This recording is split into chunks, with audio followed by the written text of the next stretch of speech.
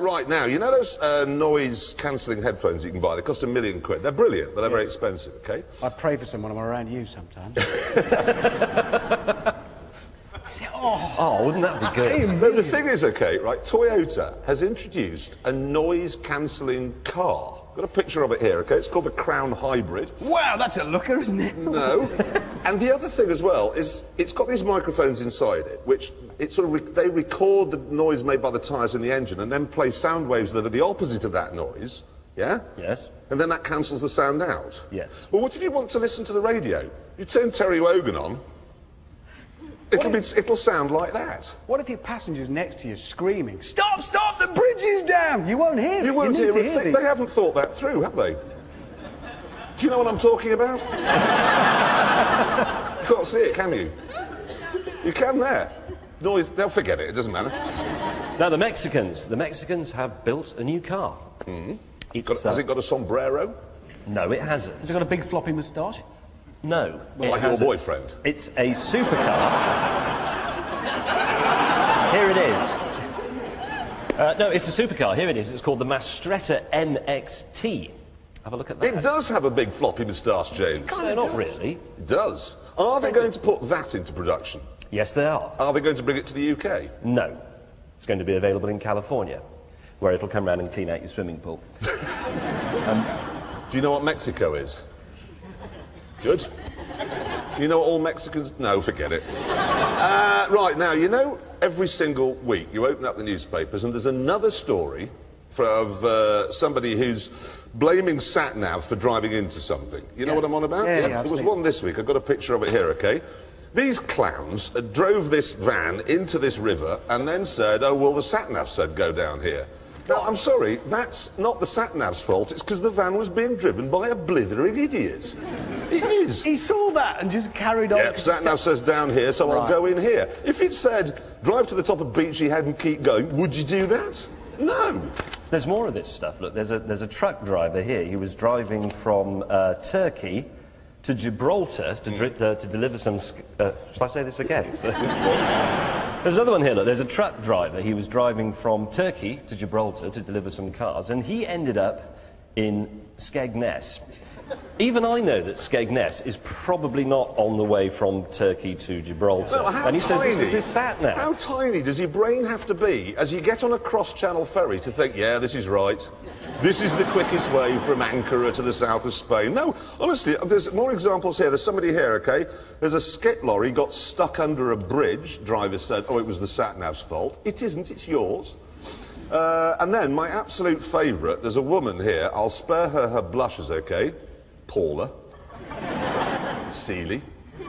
Age 20. But it says here that you drove into the path of a speeding train and then blamed your sat-nav. How? Honestly, the train actually hit her car.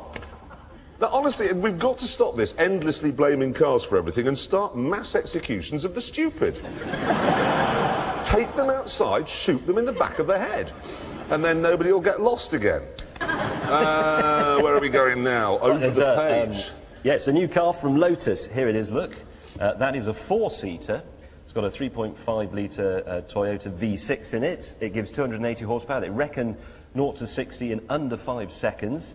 And it's got some problems. Yes. No, it has, really, because, OK, what's Lotus's mantra? I mean, lightness. They always want to make light... Well, Colin Chapman, yes. Simplify and add lightness. Exactly. They always want to make light cars. This weighs 100 kilograms more than a 7.2-litre V12 Zonda.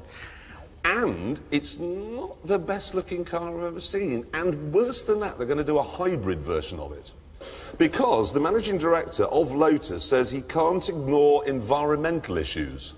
Well, he was sort of ignoring them by running Lotus, wasn't he? Yes, if he was running a nuclear-free, fair trade peace fudge company, then you could say I'm not ignoring it. But what he should actually say... In fact, I'm fed up with this. This is what all car firm bosses should stand up and go, I don't care about the polar bears, so I've launched a 3.5-litre V6 sports car to make human beings happy, because they're what matter. Anyway.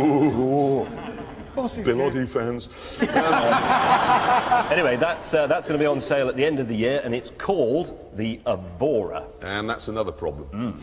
Because Avora to me sounds like a provincial dress shop in Harrogate, catering for the larger lady. It is. I'm going to pop down to Avora and see Beryl. Bet you any money. Do you know what I mean by provincial dress shops? You don't, obviously. Where did you buy that hat? Where did you buy that hat? Shop. Now, you see, you're being... Which town were you in?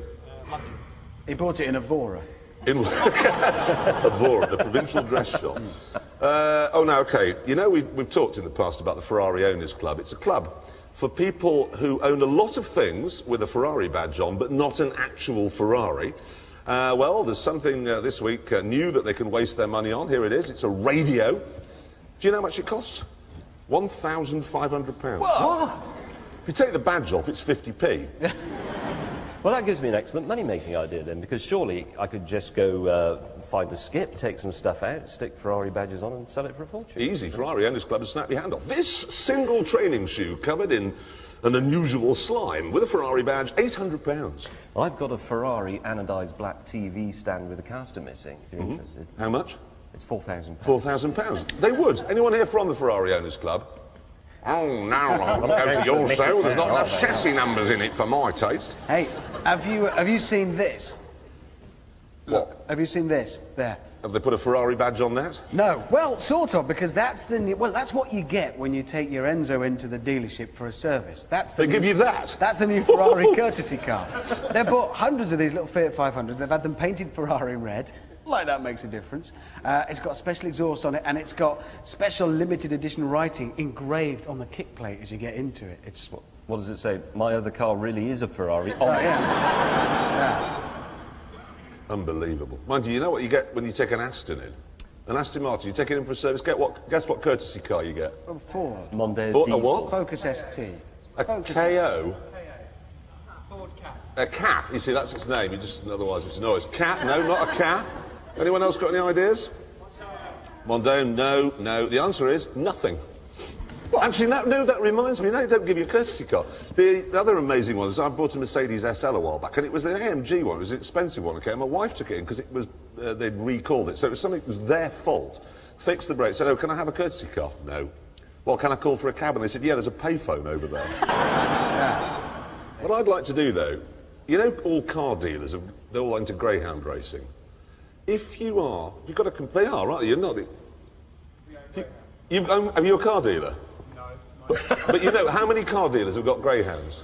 A lot, exactly, as I was saying earlier, and these two didn't believe me. If you're unhappy with the service, bone his dog. When you say bone his dog... I mean, take its bones out. Gotcha, sorry, I just for one horrible moment. It's before the watershed. Explain what you thought I was on No, about. it's fine, let's move on. Look, I tell you what, talking of terrible, last week, OK, James and I brought a bit of minor congestion to London, OK, in our large cars because we got stuck for a moment or two, OK? Well, this week, London Transport went one better because you know those bendy buses? Well, the bendy bit in the middle stopped bending and it crashed. Here we go. Absolutely jammed up the centre of London. Do you know how many bendy buses there are in London now? No idea. 500. And guess how many accidents they were involved in 2006?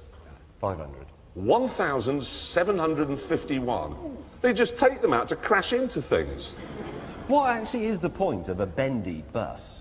I mean, why is it bendy? Why isn't it just a double-decker? Well, I mean, they have 75% more accidents than other buses. There are 3 times more collisions with cyclists than normal buses. And I know why that is, because the drivers wait until you get halfway along next to the bendy bit on your bicycle, and then they turn right, and then you're just surrounded by bus. It's well, it terrifying. serves you right for riding a bicycle. I don't care about that. The reason they say they have them is because they've got 3 doors and they can load and unload people faster. Well, when they say people, they mean old people who want to go to the post office. But now they've had to employ 150, I don't know, inspectors or something, at our expense to go on those things to make sure people aren't fare dodging, because it's easier to do that.